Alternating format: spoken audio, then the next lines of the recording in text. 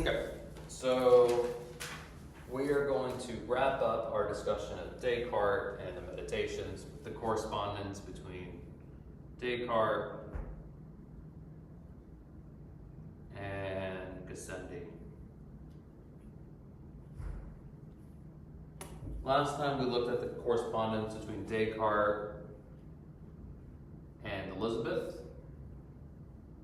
I'll do a brief recap of that one before we dive into Descartes and Gassendi.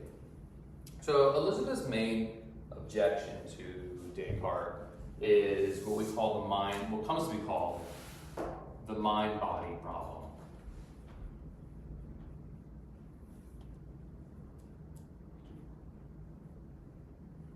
So the mind-body problem is one of those classic philosophical problems that asks, how can an immaterial mind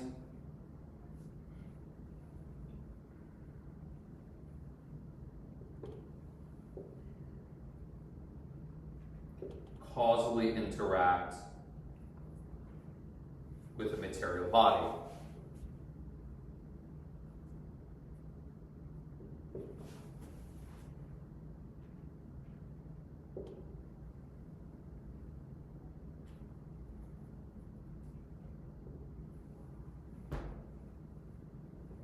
So this is our classic problem. Because remember, Descartes maintains that the mind, the res cogitans, is necessarily a non-extended thinking thing, and the body is necessarily, that means it could not have been otherwise, the body is necessarily a non-thinking extended thing. Okay, sounds nice. We got our Cartesian breakdown of substances, but the problem we have here is we have a non-material thing, that is the mind, having causal efficacy over a material thing, the body. So kind of redraw it out again.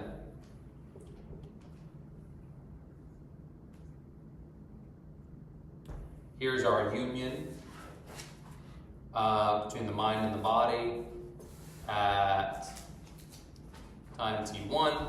So the mind is linked to some body, what Descartes refers to as the union. Remember, don't get so hung up on this with minds being immaterial, have no location in space. And then the same union at time t2, we have the mind being causally effective over the body. So in this case, the mind thought some things and made the body raise its arms. Well, the problem is, how can this interaction occur if the mind is immaterial? It seems like this shouldn't work at all. And the examples that Elizabeth gives of how interaction works says, look, all causal interaction is physical. So when I move the board by pushing it with the marker, that's a physical interaction. The reason the board moves at time t2 is because at time t1 I've pushed the board with the marker. And there's factors to take into account here, such as like surface topography, things like that. But nevertheless, it's always physical interactions. But Descartes is trying to posit a system where there's non-physical interactions. And Descartes' response is via analogy. And the analogy he says is, look, don't get so hung up on how it is the case that an immaterial mind affects a material body. Just don't get hung up on this problem. Because we see something very similar in terms of weight and gravity. So here's our rock at time t1. It's sitting on the edge of a cliff. And then, I don't know, it gets kicked off the cliff or whatever, doesn't really matter. Time t2, it is falling. Time t3, it has fallen even further. Time t4, it has fallen further yet. Okay?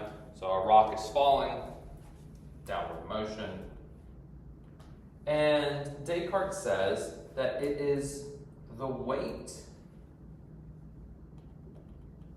of the rock that is causally responsible for this downward motion.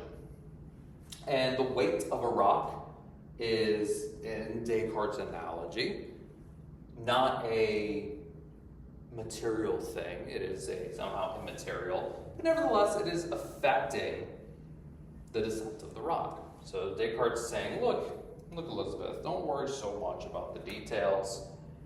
This shouldn't seem that odd to us. Why? Because we already see the same thing in nature.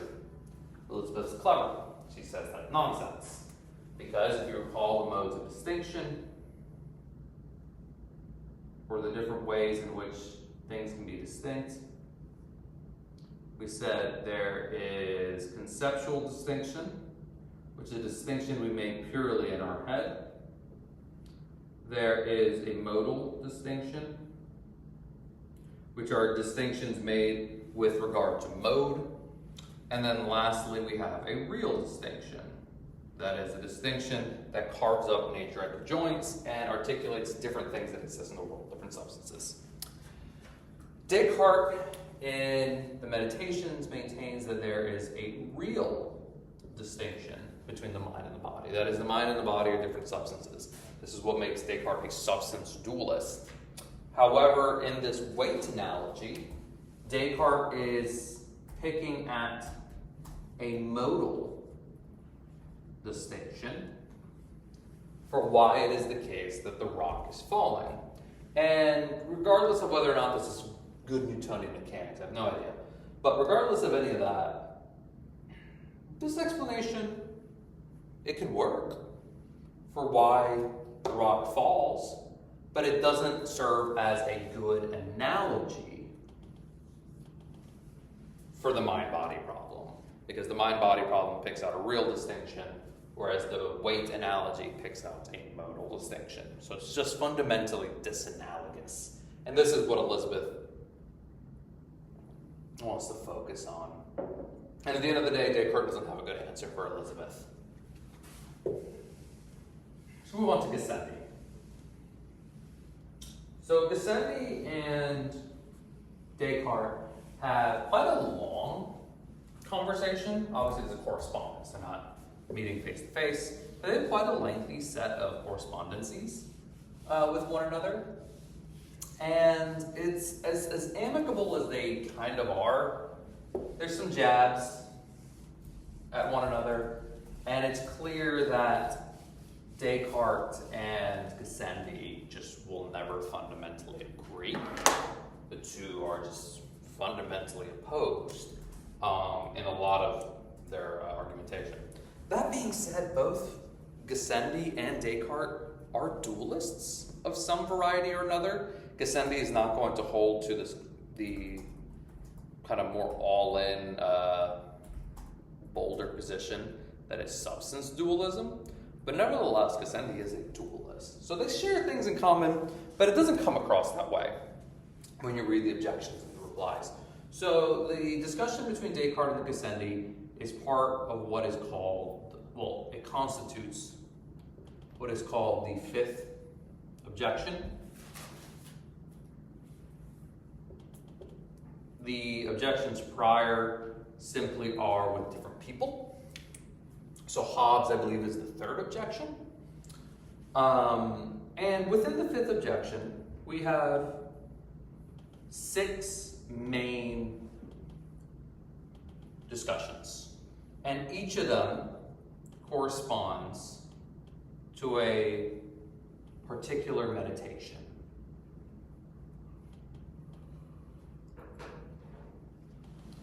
So each of these 6 discussions is referring to a particular meditation, and they're just levying objections and responses in that meditation. This is an excellent frame of reference for what you should be doing in your own papers when it comes to objections and responses. This is just a good paradigm of the practice. Avoid all the pleasantries, obviously, that these two engage in. Now, there's a couple of things that I want to focus on here. And it kind of jumps around the objection sets. So I'm not going to focus too much on exactly where the text. I'll read some portions. But the first thing I want to focus on is this notion of clear and distinct. So if you recall all the way back in Meditation 2. In Meditation 2, we start off the meditation with the cogito. The cogito, short for cogito ergo sum, I think therefore I am, is this bedrock belief that the meditator uncovers, and it is supposed to be from this foundational belief that the meditator can rebuild her knowledge. She doesn't do so in Meditation 2, but the cogito is identified, so it is part of the example set, of clear and distinct perceptions.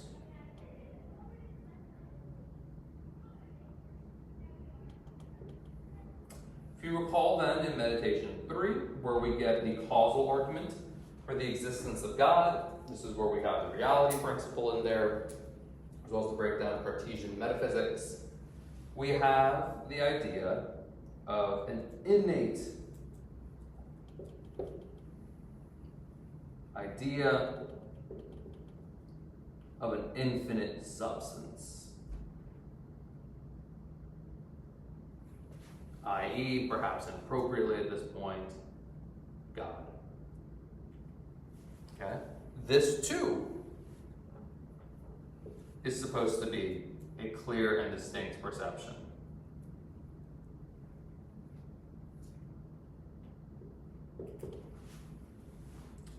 If you recall then, in Meditation 6, we have the real distinction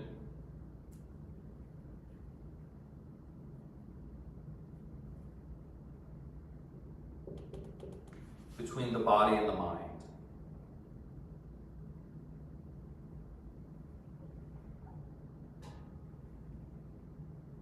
Lo and behold, yet another instantiation of a clear and distinct perception.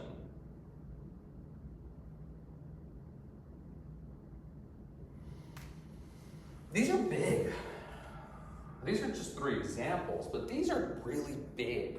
So we start with the thing that gets us off the ground in the meditations. If the cogito doesn't work, you might as well just stop there, because there's no getting off the ground without the cogito. If you remember the title of the meditations, it's Meditations on First Philosophy, that God necessarily exists and that the mind and the body are distinct substances.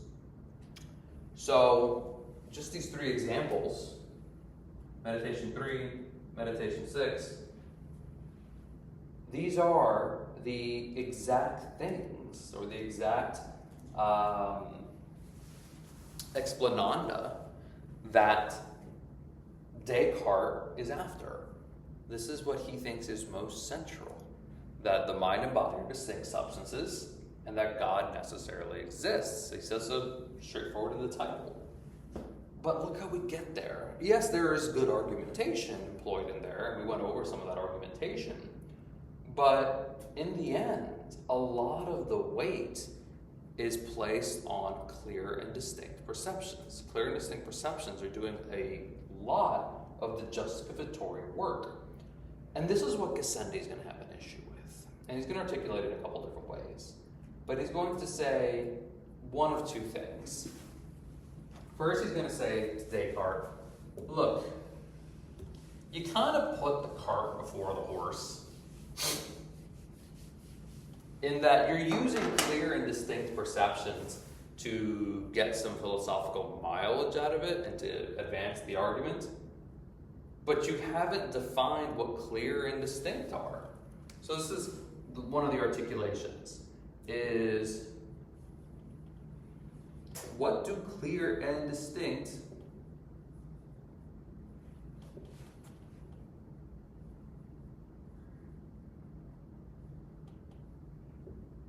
what does this mean?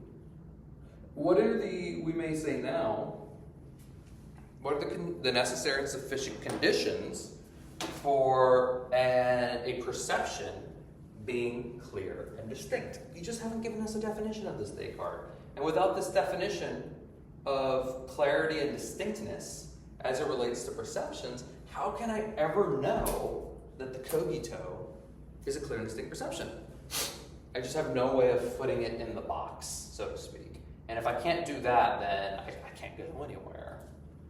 And we talked about this when we talked about meditation too, that this is a problem that Descartes has.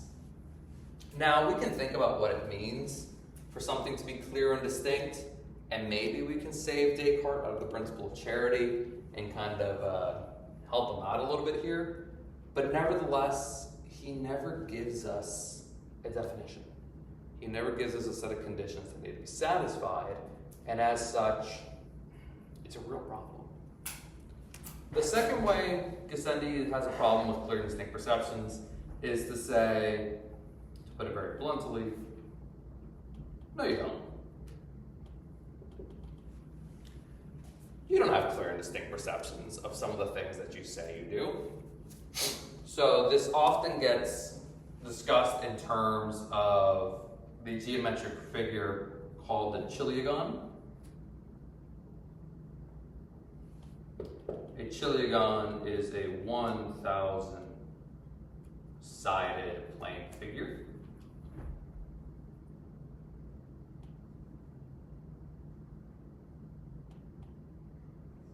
And if you recall, in Cartesian metaphysics, we drew a distinction. We drew a distinction between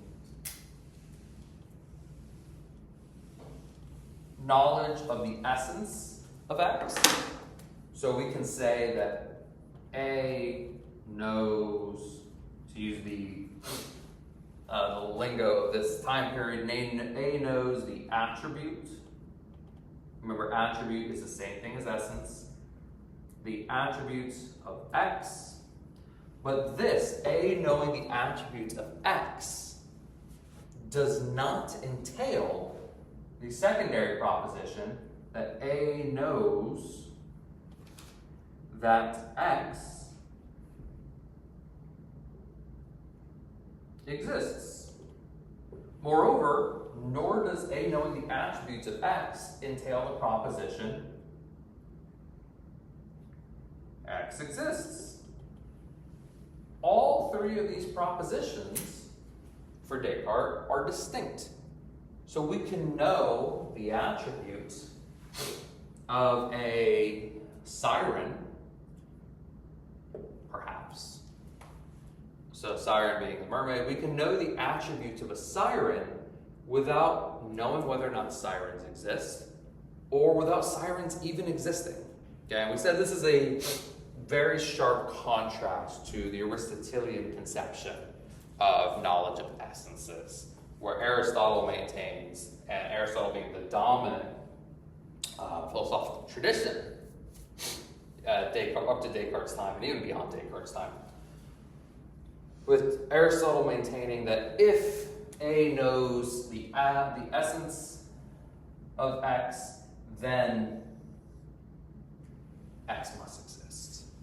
The two share an entailment relationship. Descartes is divorcing that. Okay, so recalling all that, look now at Gassendi's objection. So we've got a chiliagon, a 1,000-sided plane figure. It's obscene amount of sides, something that would be almost unfathomable to draw. If I asked you to draw a chiliagon, you'd look at me like I had two heads. Even if you knew what a chiliagon was, you'd be like, there's no way I could draw that. How am I going to draw a 1,000-sided plane figure? You draw squares. I go up to octagons. Past octagons, I'm out. Now, what Gassendi is saying is, look, you know the attribute of a chiliagon. That is, what it is to be a chiliagon is to be a 1,000-sided plane figure. Cool. However, merely knowing the attribute of a chiliagon doesn't mean that you have a clear and distinct perception of one. Part of the reason for this objection comes down to the definition of an idea. And if you recall, we said that at this time period, the early modern period, an idea is understood necessarily imagistically. So what it is to have an idea of a chiligon is to have a mental picture of a chiligon. And Gassendi says, look, no, you don't. You don't have this. You can know the attributes of a chiligon, but that in no way means you have a clear and distinct perception or an idea of a chiligon. This is just something the human minds cannot do.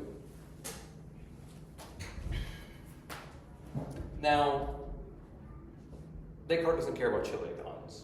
Neither should we. But what Descartes does say that he has a clear and distinct perception of is God. Remember, this is when he talks about infinite substance. Now it becomes problematic. Okay? Insofar as the meditator maintains that she has a clear and distinct perception of God as an infinite substance, Gassendi wants to retort and say, no, you don't. You don't have this idea, and it's not clear and distinct. One, you don't have a mental picture of this, and two, even if we knew what clarity and distinction were, it's clear there's some things that are too much for us to grasp that you could not have a clear and distinct perception of. Now, it may sound like we're just kind of swaddling about this phrase, clear and distinct. And to some degree, yes, this is a semantic debate on what constitutes clarity and distinction, but it's a semantic debate with teeth. It's not a semantic debate that has no teeth. The reason for it being, if it is the case that one does not have a clear and distinct perception of an infinite substance, then we never get past the third meditation. So we got two problems here. Without knowing what constitutes clarity and distinction, we have no way of knowing whether or not the cogito satisfies those conditions, because we just don't have conditions. Problem one. So we're so far stuck at the first page of meditation 2. But even if we grant that we can figure out what clarity and distinction are, let's say Descartes just gives us an account, it seems like we're stuck in meditation 3.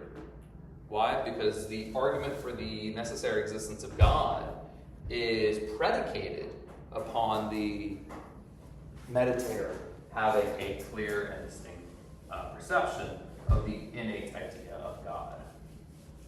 So if you recall, here's our argument in meditation 3. I have an innate idea.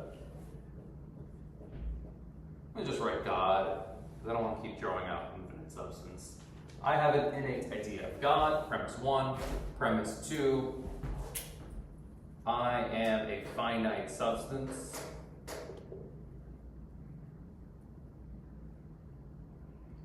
If you recall, the I here, this pronoun, always refers to the res cogitans. We do not yet have bodies at meditation 3, so there is no union. It's just the res cogitans. So premise 1, I have an innate idea of God. Premise 2, I am a finite substance.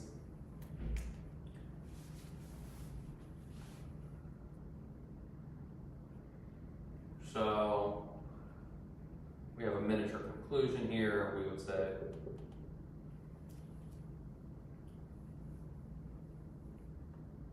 my idea of God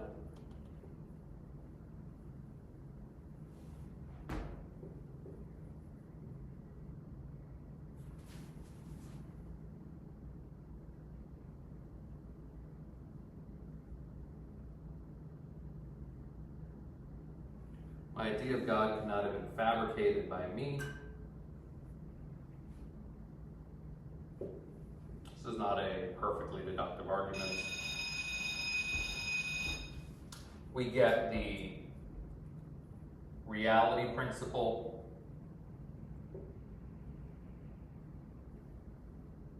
If you want an articulation of the reality principle, go back to the lecture on meditation 3, and then we get our conclusion. God necessarily exists.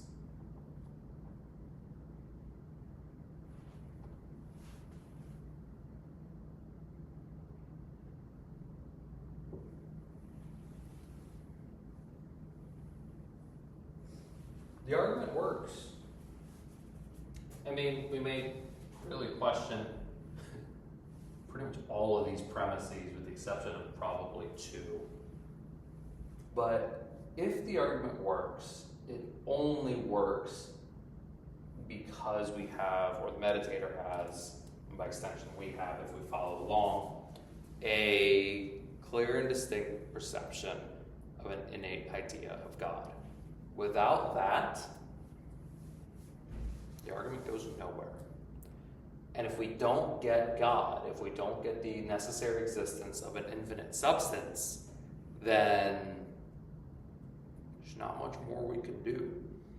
Because if you recall, we go from this innate idea of God in meditation 3 to a discussion of where error comes from in meditation 4, back to a discussion of God in meditation 5, and then relying on the existence of God. Because God exists, so claims the meditator, only then do we get this distinction between mind and body. Only then do we get the distinction, or not the distinction, but the existence of an external world. So if we can't get past this, we're kind of stuck in solipsism at very best. We're stuck in a solipsistic world where the res cogitans exists insofar as it is instantiating one of its modes. If it's not instantiating one of its modes, we don't even have persisting existence. It's really problematic for Descartes. And I'll be honest, I'm not sure if Gassendi and Descartes ever really come to a good conclusion on this. The more you read it, it really just seems like Descartes wants to put more and more weight on clear and distinct perceptions and never gives a really satisfying articulation of what clear and distinct mean. But without that, it's not clear where you go. Okay. Now, I'm going to pause there. I think it'd be more useful to discuss where we go from here. So you have papers due on the 17th of September. And you have 3 prompts there, all are on Descartes. Hopefully you made good progress on those if you're not already done. This wraps up the first unit of the course. So the course is divided into 3 units: metaphysics and epistemology, then normative ethics and well-being, and then we end off with political philosophy. So this wraps up this first unit. From here, we move into Aristotle. The reading is already posted on Canvas. We'll be doing two books a week. Okay. There are 10 books in the Nicomachean Ethics, so for the first week, you'll be responsible for books 1 and 2. If you struggled with Descartes, don't worry. If you don't like Descartes, don't worry. Aristotle, I think, is in some ways a little bit more tractable, a little bit more pleasant to read. Part of it is the writing style, as far as how it's been translated. You don't have any of these bizarre pleasantries that you do in the early modern period. But beyond that, I think the subject matter is more appealing to some people. We'll be discussing what it is that makes a human life go well. The role that friendship plays in making that life go well. The role that moral excellence plays in making that life go well. And figuring out the kind of people we ought to be. So that'll be for the next 5 weeks. Papers 2 and 3 will be from Aristotle. Paper 2 will be exclusively Aristotle. Paper 3 will have Aristotle plus an option from Rawls. And then paper 3 will be exclusively Rawls. So you will have to write in this course, or paper 4 will be exclusively Rawls. So in the course, you will have to write on Descartes, Aristotle, and Rawls. You have no way of getting around it. You get to double dip on one of them. Okay. But that being said, let's go ahead and wrap up there.